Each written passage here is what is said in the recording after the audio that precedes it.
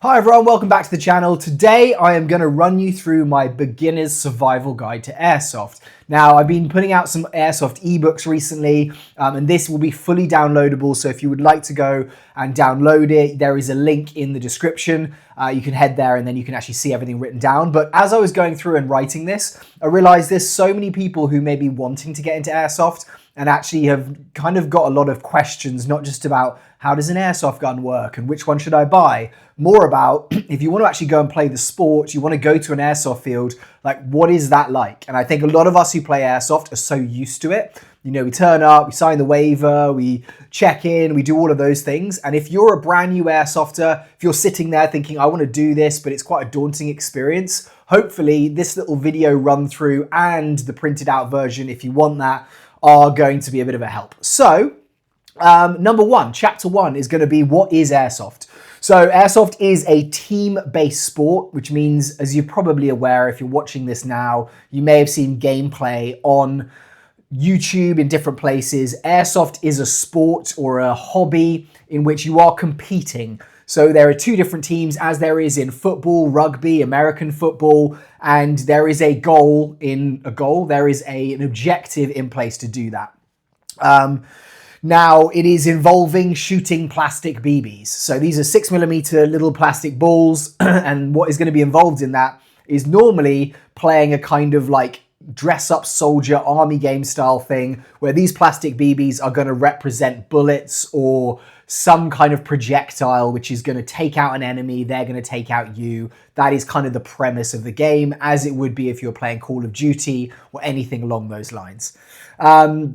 So the replicas generally, they are designed to look like real firearms. Normally when you go to a field and you see people using them, they will look like a real steel firearm, and often they are quite difficult to tell the difference between a real steel and that. When you are buying one in the US, it's going to come with an orange tip on it. However, most people when they play do not still have the orange tip on their replicas. Therefore, they're designed to look like that. You will get different ones that are built to look like space guns or different things. However, generally, that's what they're built to look like. And the games are played in different various formats. Maybe that's capture the flag, team deathmatch, more of a milsim style game, which you can do over multiple days, and other different types like that.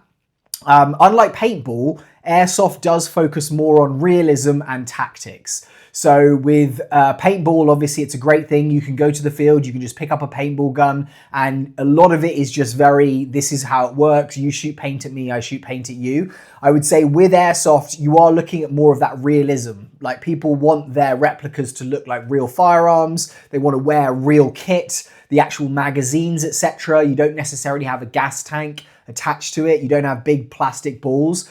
Realism really is a big part of it. And the other thing is the full auto. That's another big realism thing. The other thing is that you definitely can have a lot more tactics at play. Like when I play with my friends, we all wear radios and comms, and we can attack objectives from different areas. There can be a longer form game, and the people that go and play there generally are more into the hobby. I think a lot of the times if I go and play paintball, the people that play paintball may just be there for a friend of theirs party. It might be someone who's never played before. With Airsoft, you definitely get that, and you will always get rentals, as we call them. But generally, I would say in that Airsoft field, in that Airsoft side of one of these kind of combat sports, it's going to be a lot more people who actually do it regularly, or they go and play, or they have their own equipment is probably the big thing.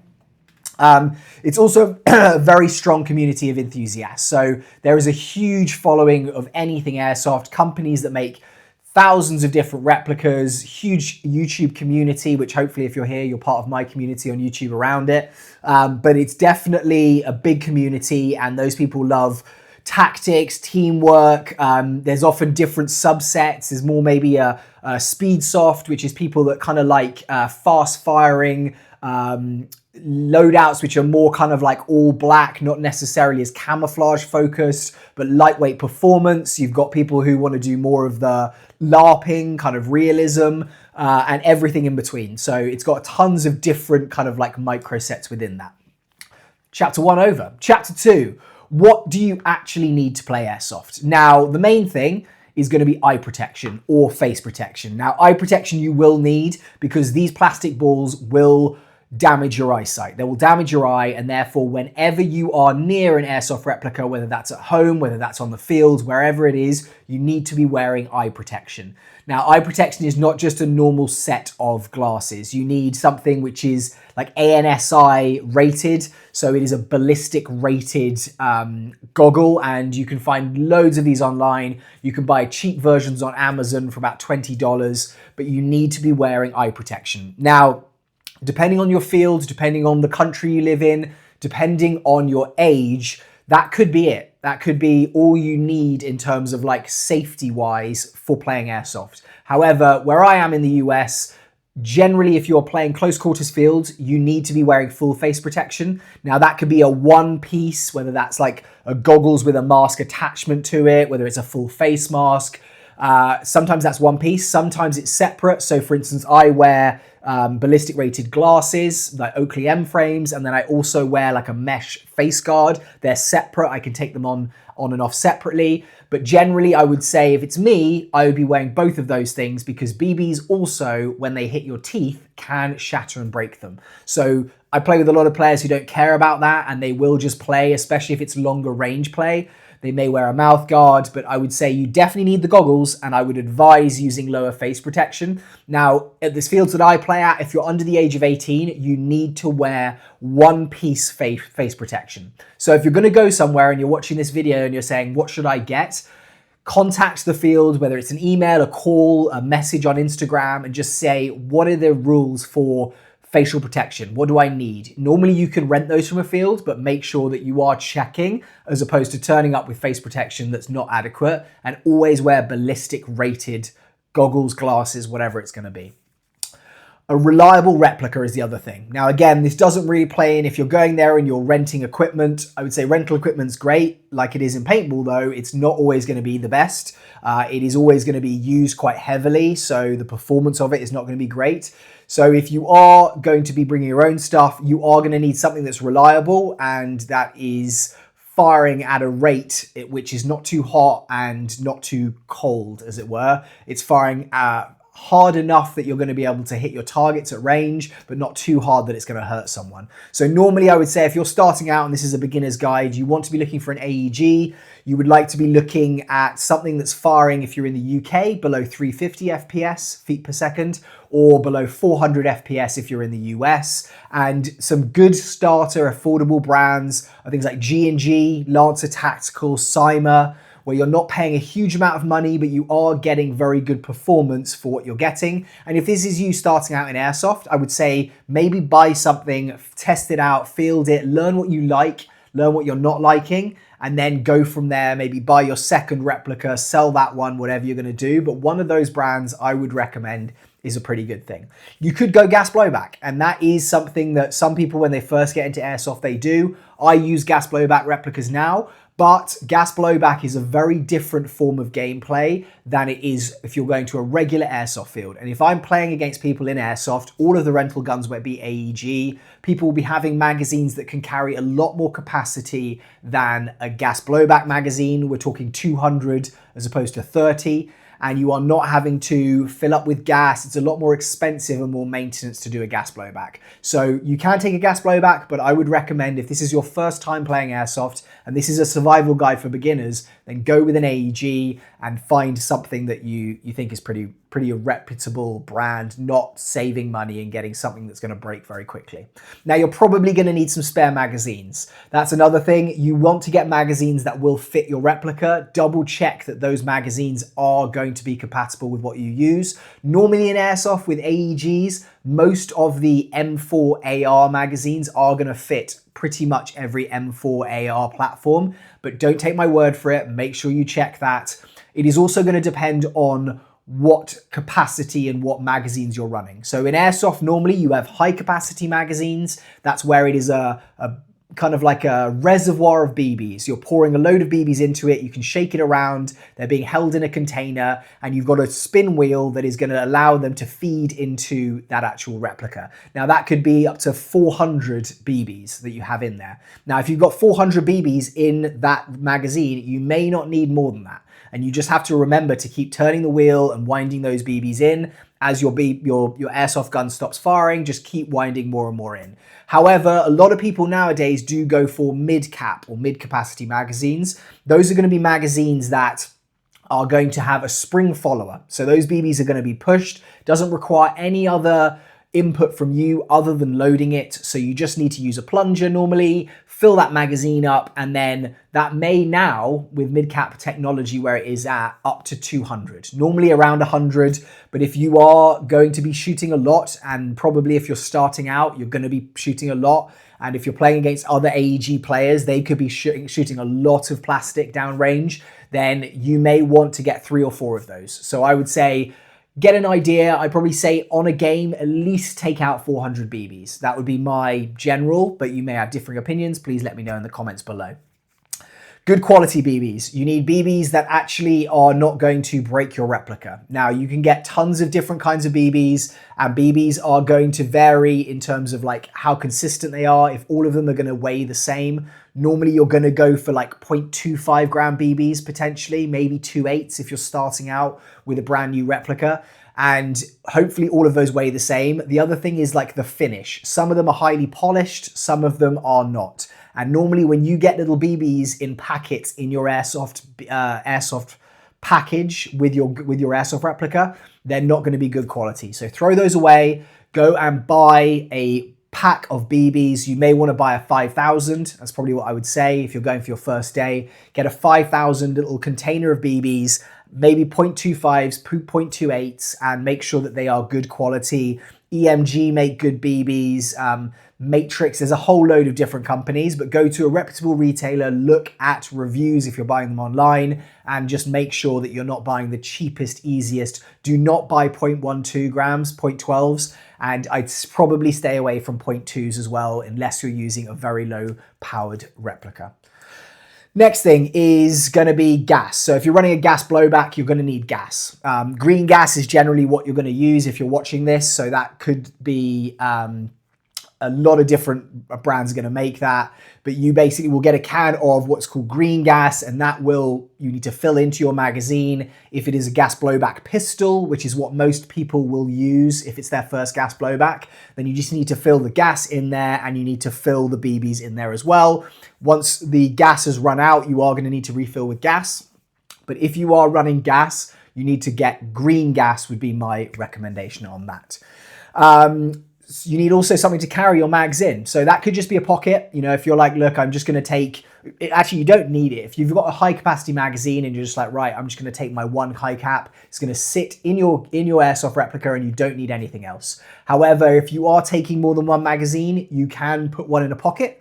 But there are good things that you can buy called chest rigs, called plate carriers, different belts which will have little magazine pouches on them. But you can find different magazine pouches, make sure they're going to fit the magazine that you have. You can find some cheap, easy ones on Amazon. Again, just look at the reviews. Condor is a good company that will make that. One Tigris is another good company that will make that. They're not going to be real steel. They're not going to be top of the line, but they're going to do a very good job and they're going to do what you need. So make sure you have a way to carry the the magazines with BBs in them while you're on the field.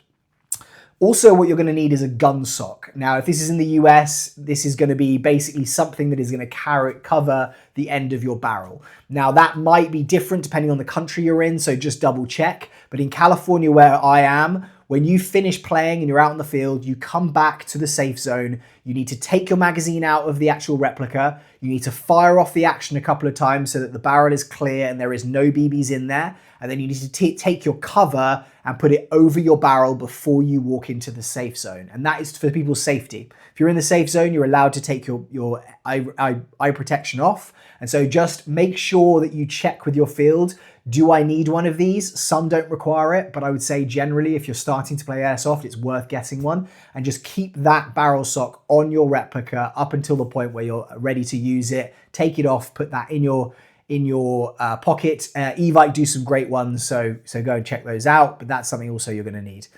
Also, other things I would say you're going to need is gloves. Gloves, you obviously don't need them, but what I would say is it's going to prevent quite a bit of pain. If you get shot in the knuckles, it can hurt a lot more than other areas. So even if it's a hot place, I would just say bring some form of gloves. Again, tactical gloves are going to be better, but any form of gloves and cover of your hands is going to be great. And finally, food and water. Like, you are going to get hungry if it's a full day of play, and depending on the field, again, do the research, but they may not have an option to get food. There may not be a place to buy lunch there. Some fields, like where I play, they allow you to order pizza at the start of the day. So if you pay for your pizza, it'll get delivered. However, bring some kinds of snacks, maybe beef jerky is a good one for me, and water. Water, you are going to dehydrate a lot, even if it's a cold climate. You're going to be running around, you're going to be sweating, and just make sure that you bring a lot of water with you. If you play in Southern California like me, water is vital. Make sure you bring that. Okay, so that's it, chapter 2. Chapter 3, what to expect at your first game. Now, I think this is going to be the real value, because you can find a lot of that information other places, but actually, what are you going to experience when you actually turn up to the field? So when you arrive, normally you're going to arrive in a car, whatever it is. You're going to make sure all of your stuff that you're going to need, if you're renting, you probably don't need much. But if you are bringing your own stuff, make sure it's all in your car, it's packed up, you know where it is. And I would say probably get most of it ready. Fill your magazines, make sure that you know where your batteries are, you know where your actual replica is, where your equipment is, so that you can put it on quite quickly. But you're going to pull up, you're normally going to have a parking lot there. So whether it's your mum dropping you or you're going yourself in your car, you're going to park up. And if your family are dropping you, then they can leave you there, and just obviously have your phone so that you can call them and let you know when you finished, or tell them when the day is going to end. But generally, you're going to arrive, and what you first need to do is to sign in. And so you will go to whatever that little office is, the little space, which is in the safe zone, in the car park, and you just go up to the window. It'll normally have like an info sheet, a rule sheet, and you'll just say, hey, I want to play Airsoft. And so when you want to play Airsoft, what they're going to do is ask you for payment, because probably you'll have looked on their website and see what it costs to play for a day. For me, at the site that I'm playing at the moment, it's about $30 a day. However, it's been as low as 20, it's been as high as 50. And that is going to depend whether you're renting gear, whether you're bringing your own gear. Normally it's 30 for me if I have my own stuff and I don't need anything from them other than the services of marshalling and using their field. However, if you are renting, it could be 50 or more per person. So you turn up, you say, hi, I'm ready to play. They will normally hand you a waiver. Now, some sites will have this waiver online where you fill that out online, but this waiver you're going to put down in front of you and you're going to sign it. Normally it will require your ID, so whether that's your driving license number, whatever it is, and that's if you're over 18. If you're under 18, you may need a parent or guardian to sign on your behalf. Now, this is a legal document that basically says if anything goes wrong, it's on your own, it's up to you that's happened. You're not going to sue anyone. It protects the field in terms of liability so that they can host the games. And I would read it, however, these things can be very long, so make sure you know what you're signing, but it is very normal that you are going to sign a waiver, and then you are going to pay. I normally pay by card, but you also could end up paying by cash, Depends on the field, depends, what they take, but most places now will take card.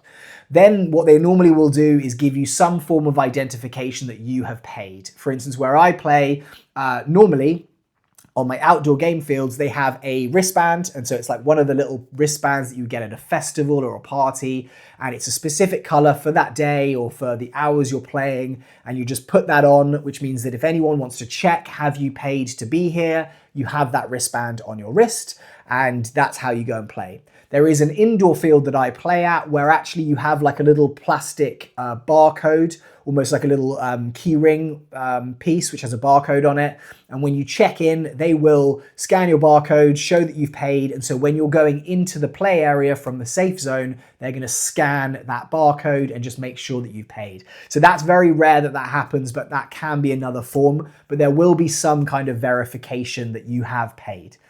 Next, what's going to happen is they're probably going to ask to chronograph your replica. Now, if you're using a rental, it obviously doesn't matter. You don't really need to chronograph because it's their replicas. They should have them firing at a speed that is not too powerful where it's going to hurt people. But if you have your own replica, they will normally have a machine there that you will fire your replica through or over, and it will register how fast in feet per second the BB is traveling out of your replica. As I've mentioned, if you're in the US, it's normally 400 maximum, 500 if it's maybe like a sniper rifle, which is going to have other limitations on it. You can only engage at a minimum distance, so you have to be like 50 or 100 feet away to shoot. But generally, if you're starting out, it should be under 400. And so sometimes they'll ask you what weight BBs you're using, which you need to tell them the truth. However, sometimes they will take their own BBs and they know the weight of those. They'll put them in your magazine. They'll take the replica from you. They'll ask you to fire it over a chronograph, and they'll make sure that the gun is not too hot. If it's firing and it's all good, then you're fine. Sometimes they'll just say you're all good. Sometimes they'll put a bit of sticker or a marker or a little bit of tape onto your actual replica just to show that it's passed the chronograph. But from there, you basically then can use that replica.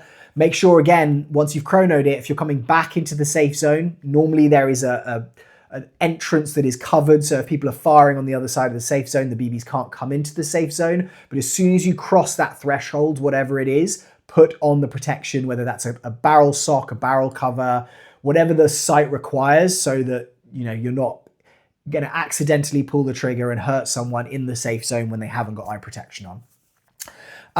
So there will also normally be, before you start, a safety briefing. So normally this is maybe 15, 20 minutes before the first game starts. So I would say always try and get there at least 30 to 45 minutes before it says the first game is. So you've got time to sign in, sign your waiver, make sure that you've got all of your stuff together and you're ready to go. And normally the marshal for the day, or the marshals, will call everyone in and they will go over the site rules. And this will be a lot of the stuff I'm talking about now, which is when you come into the safe zone, make sure your replica's covered, only wear eye protection when you're out there, never take your eye protection off or your face protection off. Here are the minimum engagement distances, so don't shoot someone if you come too close. Often if you're getting too close to someone, they have a bang bang rule. So instead of shooting, you say bang bang instead. Maybe there's a parlay rule where if you both are like doing the bang bang to each other, then you just agree to go back 15 feet and play again. It's going to completely depend on the field, but make sure you get there, you're in the safety security briefing, and you listen to everything that they say to you, because you are going to need to remember that when you're playing throughout the game. Next is that you will probably play multiple games throughout the day. Now, if you're going to a milsim event, which for your first time playing, it's probably not what you're doing, but there will normally be multiple games. Now, when I used to play in the UK, that was games of around an hour. When I play in the US, it's games of around 30 minutes. So they will start the games, but just be prepared that you will be going back and from the actual safe zone multiple times in the morning. Have a lunch break normally, and then you're doing the same in the afternoon. Next thing is don't worry about the performance yet. Like, you're not gonna know what you're doing when you first start playing. It's gonna be getting used to it. If you play Call of Duty or something like that, the mechanics are gonna be similar. Like, one thing I do think a lot of people don't factor in is cover. Like, you need to be covering your body as much as possible from wherever the enemy is throughout the entire game. So that means don't stand in the middle of an area with your airsoft replica shooting at people. If you're shooting, make sure that you are behind a wall, behind a tree, behind something, so that when someone starts shooting back, you aren't going to get hit. Same in Call of Duty, same in a lot of other kind of like first-person shooter scenarios, laser tag, paintball, whatever it is. But just make sure you know when you're first playing, you're going to be figuring it out. So don't put a lot of stress on yourself. You're not going to know the field. That's a big thing. If there are experienced players with you there, and there normally is at Airsoft, there are people that will be coming every single week, and you may see them and they're interacting with each other and chatting and joking.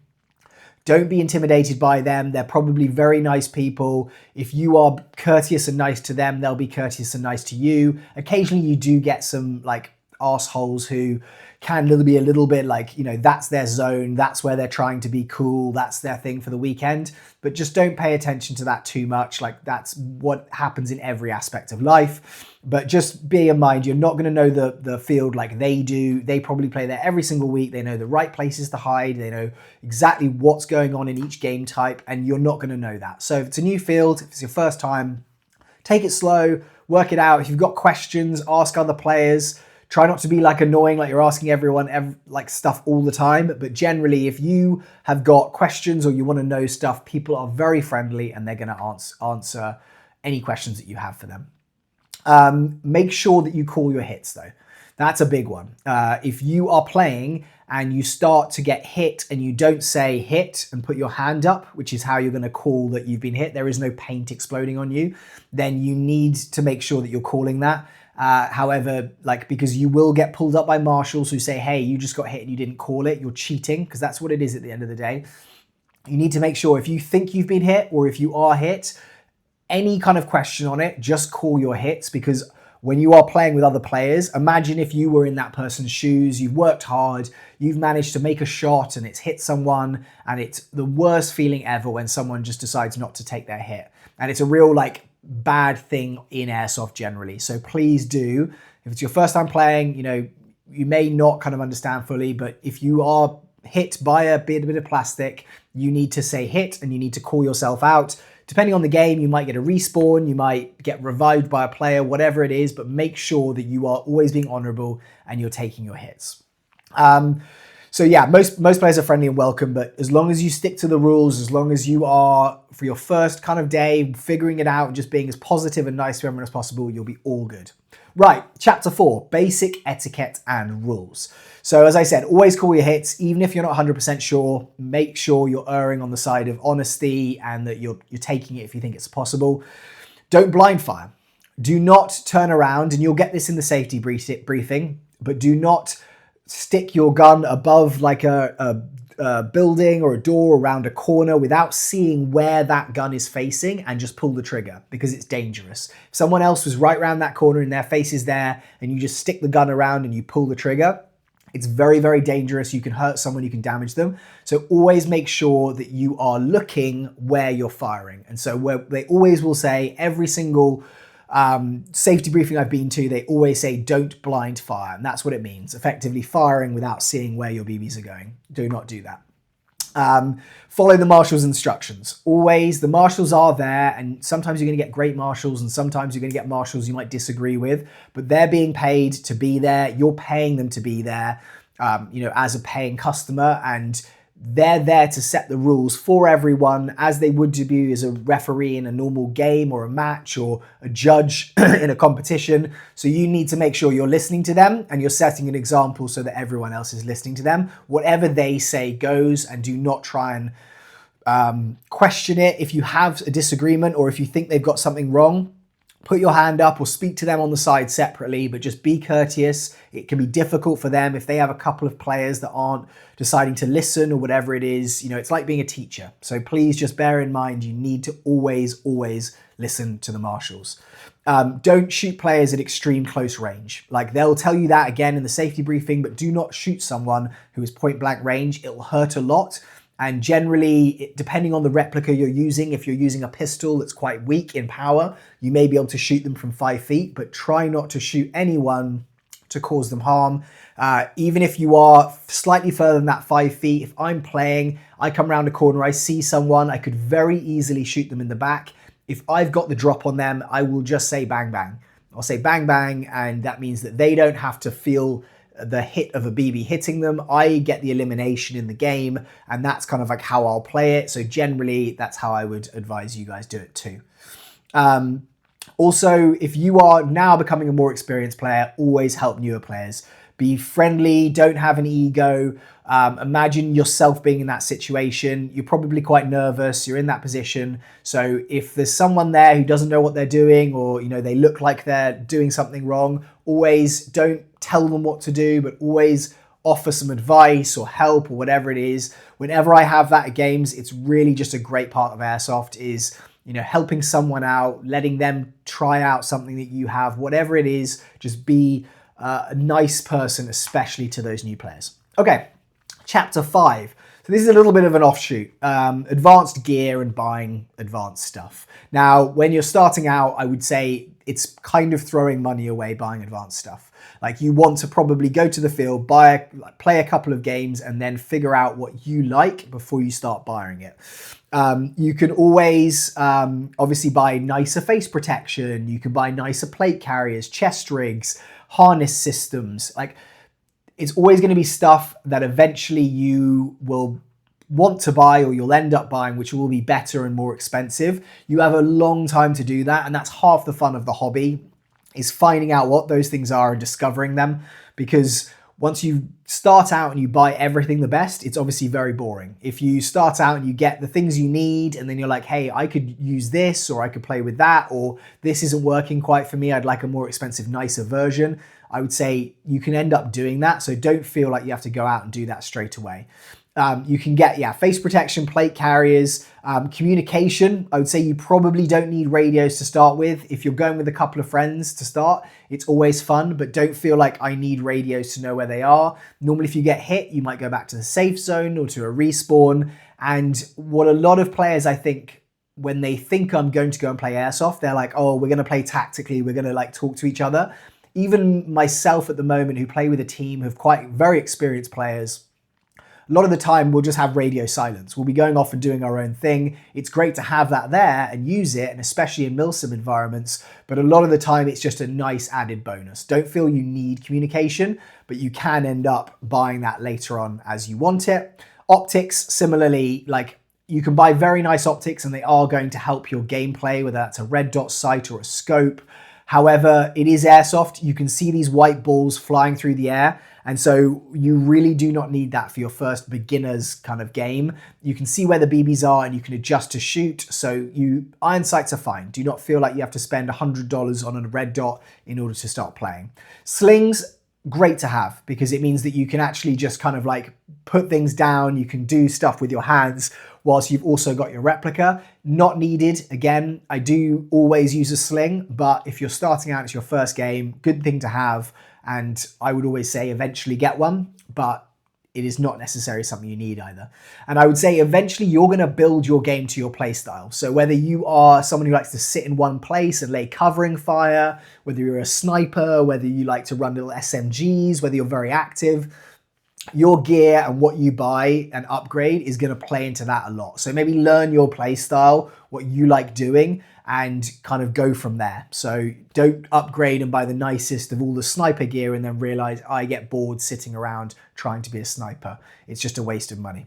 Okay, so let's go through some common beginner mistakes in chapter 6.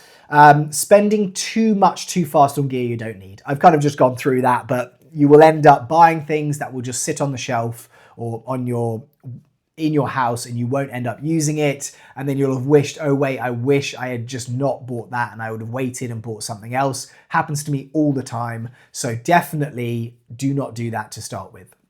Ignoring proper eye protection in favor of cooler looking stuff. Now, it's very good to look cool, especially if you're using cameras eventually or whatever it is. I like looking cool. I think everyone does. You don't go out trying not to look cool. However, protection is a lot more important. And for me, I get very foggy. And so if I wore some very cool looking goggles, it's awesome, I'd look cool, but my actual game and how I would play would be affected massively and I wouldn't have as much fun. So when you're looking at eye protection, think, hey, is this going to work really well? Is this going to be fogging up? Is it not? Is it going to give me enough coverage? Is it going to, is it going to be like little beady things? Some of my friends will play with gas masks on just for the realism. I couldn't think of anything worse, but they do look very cool. So don't necessarily go for the thing that looks cool. Go for the thing that actually is going to be more fun in the actual gameplay.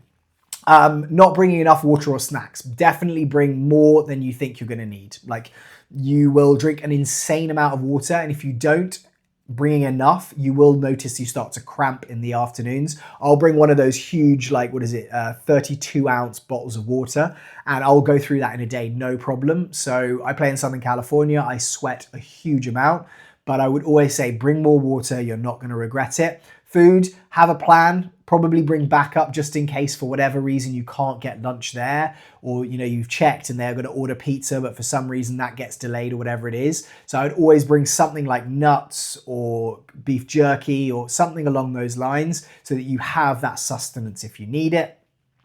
And also forgetting to check that you have everything. Like you need to make sure before you leave, and I've actually now got an Airsoft checklist, which I'm going to also be releasing. If you follow the link below and you want to download the actual beginner's guide, then you can also see there I've got an Airsoft checklist that will go through absolutely everything you need. And so what I always do the night before a game is I go through, make sure all my mags are there, they're loaded, I've got my BBs, my gas, my face protection, whatever I'm using to carry, my replica, my sling, my chest rig. Yeah, so make sure that you have got everything and double check it before you arrive at the site, at the actual airsoft site, and think, why didn't I bring that? Batteries is another big one. Make sure you charge your batteries, because you can turn up, you don't have a battery charged, and it's very difficult. In a lot of these places, you can't just quickly put something on charge. There are not power outlets. Often it's like an outdoor location. So make sure everything is charged up and everything is ready before you go. Another one is, do not be too aggressive. Like, this at the end of the day is a game. This is not, unless you're going to some airsoft competition, which I think if most of you are watching this, you're not doing that. This is not a who's cooler, who's better, who's going to win. At the end of the day, this is like a role-playing, fun, competitive game, and it just ruins the day for everyone if you take it too seriously. If someone's not taking their hits, as I just said, don't necessarily get up and shout and scream. Just make a note of it. Talk to the marshal on the side without making a big fuss, just saying, hey, just so you're aware, I've noticed this person not taking their hits, so they're kind of cheating. So if maybe you could just keep an eye on them, that would be great. The marshals will appreciate that. If you turn around and shout at the marshal, hey marshal, why are you not telling that guy to take his hits? He's not taking his hits. What I see a lot of is people will get their cameras out and they'll bring them up to the marshal saying, look here, look, I hit this guy, I'm better than him, and look, he's not taking his hits. That really just ruins the experience for everyone. So it is a game and it is fun, and just come with a good attitude, no ego, competitive in a fun way and not overly dramatic or anything like that. If you're having a bad day, just leave it at the door. You're going to have a great fun time if you do. You will see some players acting that way. Don't get dragged into that drama. Hopefully it doesn't happen where you're playing, but that does happen sometimes, and I just try and stay away from it as much as possible so that I don't get involved in that. Okay, tips for improving quickly, chapter 7. Right, learn how to stay behind corners and pick them. Do not rush into areas blindly. Caution is a big thing. You aren't going to you're not going to do really well unless you know a field incredibly well, where people are going, etc. If you're running into an environment, you don't have enough time to judge what's going on. It's not like Call of Duty where you just run in, suddenly you've been hit, oh well, I'm respawning, I'm back there. If you get hit in Airsoft, you may have to sit on the ground for a bit and wait for a friend to revive you. You're going to have to walk all the way back to the spawn to then touch a flag or whatever it is to go again, or you could just be out the game. And so make sure that you are being cautious when you're playing, especially if it's your first few games. Watch what other people are doing and figure it out. But if you are being that cautious, it's going to improve your game. Just be super vigilant. If you see people in those real environments, they're not exactly running through places as fast as they can. They're always keeping their body covered. They're making sure that they're looking and observing everything. So just factor that in when you're trying to get better. When you're firing, fire in short bursts or in semi-auto fire. You don't need to hold down a trigger and just do this and kind of wave it around. It's not going to help your gameplay. It's going to give you away. It's going to mean that you're wasting ammo and actually your battery or your gas or whatever you're doing. And there really is no advantage of it. Again, you may watch movies or whatever it is where people are just like firing thousands of bullets, and obviously you don't have the real steel firearm issues of an overheating barrel in general. You do have a cooldown with gas, but there's another video. But you don't need to be spamming rounds. Pick your shots. I only use 30 round magazines, so I'm firing very, very few and far between, only when I think I've actually got something to hit. You can suppress areas, but I would say pick your shots, only fire in small bursts as a maximum. Watch experienced players and how they move. I've spoken about this, but there's a reason that players are good and they win. See what they're doing and copy it, as you do in anything in life. If you watch someone who's very good at MMA or whatever it is, just watching what they're doing and trying to factor that in is going to improve your gameplay massively. Communicate. That's a thing that I see a lot of players not do, and I am a massive over communicator. I don't know what it is, but something in my head, I just start shouting in a good way. There's someone over there. Let's go this way. Let's do that. But make sure you're communicating so that everyone around you knows what you're doing. Obviously, if you're trying to stay silent or behind something, then that might not be the same. But definitely try and communicate with your teammates, because it is a team sport, as much as possible. Practicing your reloads at home. Now, this is going to be more relevant if you're using mid caps or whatever it is, but it is always good just to know this is my mag release button. I need to take my magazine out. I need to put it in. This is how it fires. This is how I change the battery. This is how I clean the barrel. Whatever it is, practice those things at home. It should be very easy. If you've got a bedroom, if you've got your replica, you can just literally just play around with it. Make sure you're wearing eye protection if you're putting BBs and stuff, but definitely just try and play around, feel it out, put it in your shoulder, look down the sights, just reloading, manipulating, it's always good. And then also work on positioning rather than aiming for actual kills in the game. So positioning your team, your body, wherever it is. Don't think, right, I saw 10 guys run over there, I'm going to go and run over there. What is the game type? Are you playing a capture the flag? Are you playing this? 10 guys go over there. You don't want to go that way if you're trying to capture a flag. You're going somewhere else. Am I putting my body behind something that is hard cover so that they don't know where I am? Or am I putting myself behind something so that I can let them know exactly where I am, keep their heads down? Like, there's so many different aspects, but don't always just think this is about kills, how many kills that I've got. The whole fun of Airsoft is that tactical part. It's not a team deathmatch where you're gonna have a big scoreboard in the corner where above your thing saying, hey, I just got 25 eliminations in that. No one knows and no one really cares. Like, if you get a cool kill and you've got it on camera, fantastic, but really your scorecard does not matter in the same way that it does with video games. More what matters is how you are strategically placing yourself in the game to actually win. So hopefully that's some little kind of improvement tips for you. Right, last kind of thing we're going to talk about is post-game routine. So after the game, generally what you're going to need to do is clean your replica. Depends where you're playing. If you're playing indoors in a very clean environment, you may not need to do that. You know, it may be that there was no dust there was nothing there, but I would wipe stuff down. If you're using a gas blowback specifically, you're going to need to re-lube things. You may need to clean out a barrel, but just make sure your stuff is clean so that the next time you come to use it, it's ready to go. Discharge your battery and store it properly, especially if it's a LiPo. So do not leave your battery plugged in. Make sure it's taken out. Maybe make sure you've had the battery plugged in, you've fired the BBs away, you take the battery out and you keep that battery stored somewhere you know where it is. LiPo batteries can be quite dangerous, especially if you charge them wrong. Make sure you're using a smart charger to charge them. You use the little white connector on the battery, not the main one that plugs into the replica, and you plug that into the smart charger. If you plug in a normal charger into that main connector, you can set it on fire.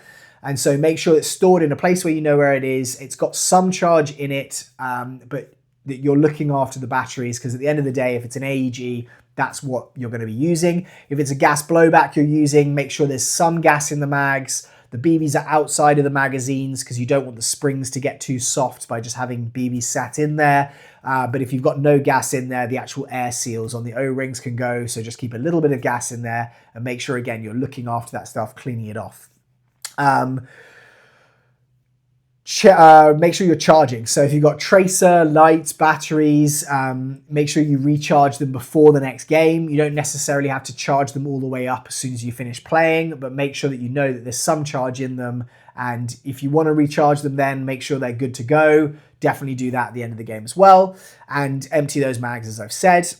Also check for any gear damage. If there's cuts or like rips on any of your gear, make sure that that's repaired or you're aware of it. So just have that, do a little once over on that stuff and clean it. Like, you probably want to get in the laundry and put your tops, whatever it is you've been sweating in, whatever's got mud on it or dirt or paintball residue, which I hate, but you will play Airsoft at paintball fields sometimes. It smells horrible.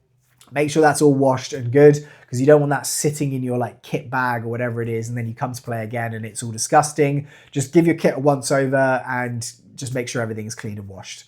So, final thoughts. Hopefully that has kind of covered everything as kind of like a beginner's guide, and this has been valuable. Obviously, if you're an experienced player watching this, you're probably like, I know all of that. But I think hopefully this is quite helpful if you're thinking of going to play and you haven't played before and you've just got a lot of those questions, which it doesn't occur to me, but hopefully this has kind of gone through some stuff. But my final thoughts on this are, Airsoft is about fun. You're going there and you're playing as you would go to a theme park, as you would go to watch a game of soccer or football. I shouldn't call it soccer because that's an awful word. Football or American football or whatever it is, you are going there to have fun, make friends, and to build a skill set. Like, it's hopefully not a skill set if you're not in the military or the forces or someone who needs that skill set you'll need, but it's definitely a good thing to have. Like, I would say it's always good to know exactly how things work in those environments. That is your modern form of fighting. And so knowing how that stuff works and just running yourself through those simulations, there's no downside to it in any way. And so that's what it's about, fun and doing those things. Do not kind of take too much into it. You don't need the most expensive gear. We've gone through that, but you just, first game, just get a good AEG that's not too expensive, go and test it out, see what you like to do, how you play, and buy things steadily. Things that you actually really want. Maybe you want to do a different type of camo to everyone else. Maybe your team and everyone you play with, who you meet as friends, want to wear the same thing. So just make sure you're not buying everything the most expensive. Biggest thing, be honest, play fair. Don't cheat. Do take your hits. Make sure you're being safe with everyone around you. Don't be that guy that's going to ruin the day for everyone. I'm sure if you're looking at this now, you may have seen some of these Airsoft freak out videos where you see some silly person who decides to full auto someone in the head because they're having an argument, whatever it is. That does not happen very often. So don't have that in your head as like, this is part of Airsoft and this is what happens.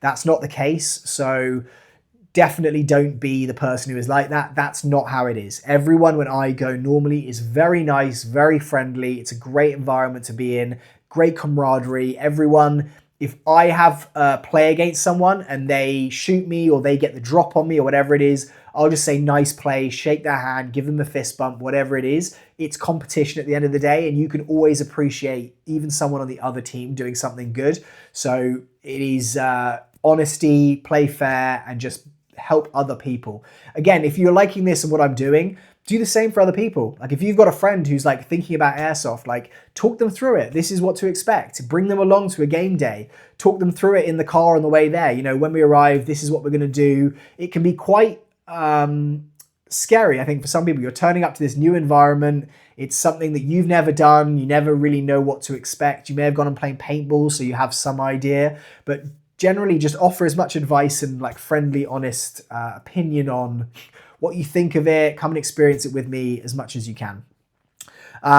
If you're starting out, don't overthink it. Like, you don't need to put that much thoughts into it. It's an experience. Everyone's been there for their first game, so people will expect that you may not know what you're talking about or what you're doing, and just take it like that. Don't have to fake it till you make it or anything like that. Just be a completely true to yourself. If you don't know what's going on, ask. People are normally very, very, very, very nice in that way. Just show up and play. So guys, I hope this has been helpful. As I said, if you like what I've said here, obviously in this video format, it might be better, but if you want it written down on paper so that you can see it, I'm doing a whole load of guides now, which you can go and you can download and purchase from, I think it's Gumroad is the store that we've got it on there now, but I'm going to have tons of different guides from gas blowback maintenance to the checklist to stuff like this, a guide for beginners. So if you'd like to support the channel, you can go there, you can download it. If you want to become a member of the channel, then you can pay that per month fee, and that means that you're included in all the giveaways, you get exclusive content, you get access to all of these guides, so that might be something that you prefer to do. So there'll be a link below for that as well. But I hope you guys have a great day wherever you are. Thank you so much for giving me your time, and I hope that this has actually just been value to you if you're thinking about going and playing Airsoft. Thank you guys, I'll see you all very soon. Goodbye.